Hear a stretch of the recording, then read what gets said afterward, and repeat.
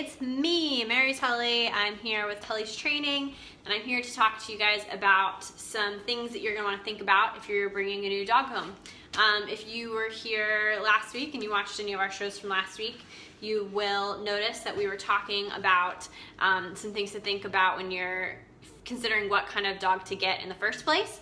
And this week we're going to be talking to you guys about some things to do if you actually decide to bring that dog home. So today I'm going to be talking to you guys about some stuff to think about beforehand. So once you've picked your dog out, before it actually comes into your house, here's some stuff that you want to kind of wrap your head around and think about, so that way when your dog actually comes home, you can just focus on getting to know them and having fun. So the first kind of category that we're going to talk about is gear. So obviously if you don't have a dog now and you're about to get one, or even if you're adding a second dog to your household, there's going to be some stuff that you're going to need. Dogs need some stuff. They don't need a ton of stuff, but they need a few things. So one of the first things you're going to want to think about is their food.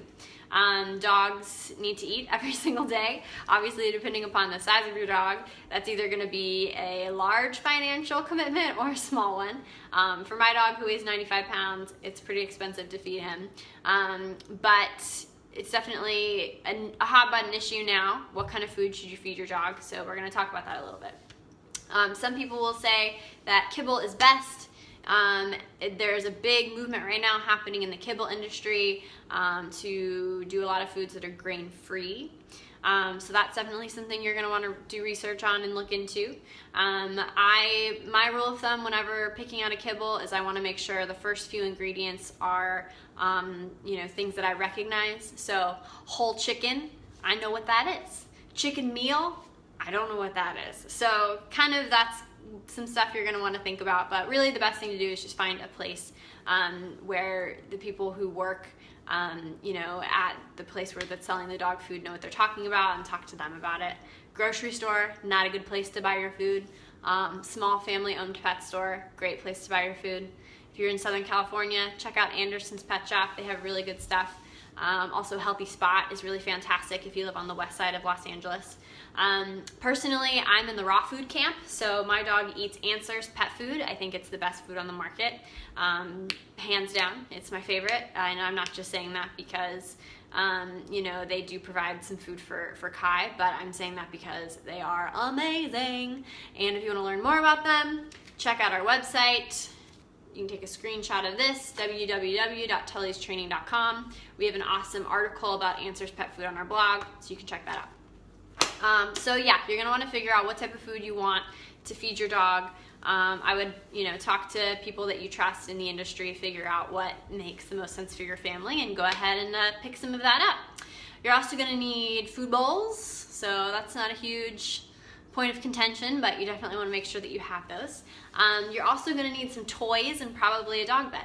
So depending upon your age of your dog, depending upon the size of your dog, depending upon the strength of their jaws, that's going to kind of dictate what type of toys and also what kind of bed makes the most sense. So for example, if you're getting a young puppy, you want to make sure that everything they have access to is really durable. There's not little pieces that can come off that they could swallow, and they might not be quite ready for a dog bed because they'll probably just tear it up or pee on it or something like that. Whereas if you're getting, an adult pit bull, for example, they probably would love to have a nice squishy dog bed, but make sure that your toys that you buy them are very durable because they've got really, really strong jaws and they like to chew all their feelings out. So the best dog bed that I recommend is West Paw Design. This is their bumper bed. I just got this recently for my dog Kai, and if you go on our Instagram, which is @Tully's Training, you are going to find lots of pictures of Kai sleeping in it. He has slept in our bed for his entire life, and now he wants to sleep on his bed at night, just by his choice. It makes me a little sad.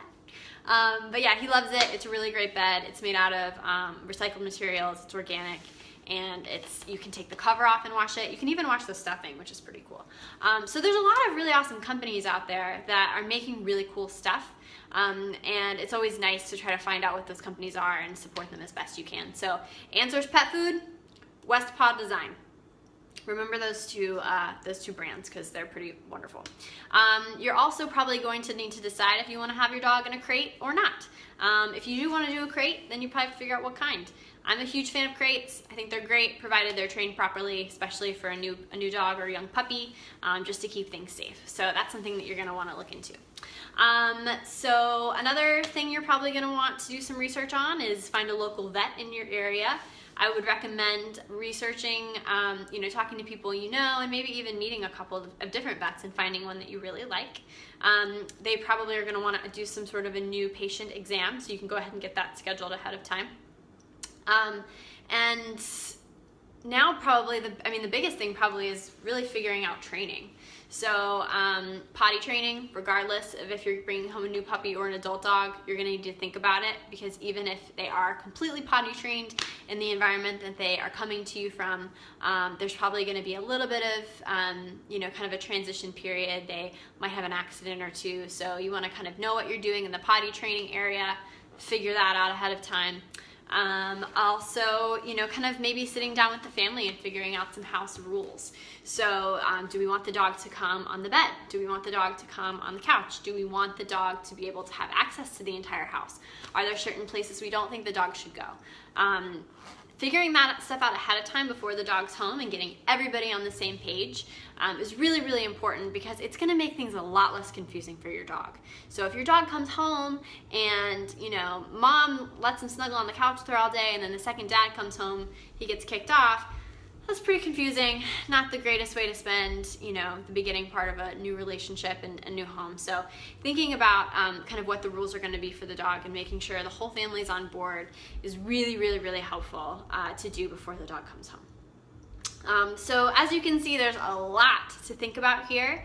There's a lot to consider. There's a lot of moving parts, and that is why it's really important to, in my opinion, hire a trainer before your dog even comes home. So that way you have somebody who can kind of give you some guidance in these areas. They can make sure that all of your stuff that you have is appropriate for the dog that you're bringing home. They can help you assemble things if you need it. They can give you recommendations on vets, and they can really get you set up with a training plan ahead of time. And as you have questions and hiccups, you have somebody to call and talk to if you need, which is really nice, especially if you've never had a dog before. So that's why we recommend hiring a dog trainer before you bring your new dog home, because there's just so many different things that you can help to alleviate, so many different stressors that you can alleviate, and problematic situations that you can prevent from developing altogether. So proactive training is the best kind of training, in our opinion. So if you want to learn more about some different products that we recommend, we have a Products We Love page on our website. We also have an article about different puzzle toys and stuff, so that's another thing you can check out and read. And there's some other blog posts on our website that you might find helpful, so check us out there. Later for the rest of this week, we're going to be talking about first week with your dog. So Kyle will be on Wednesday, Kyle Kittleson, the famous Kyle Kittleson. He's going to be talking to you guys about some advice that he has. So please stay tuned. Thank you so much for watching. If you liked this video, please share it. We would really appreciate it.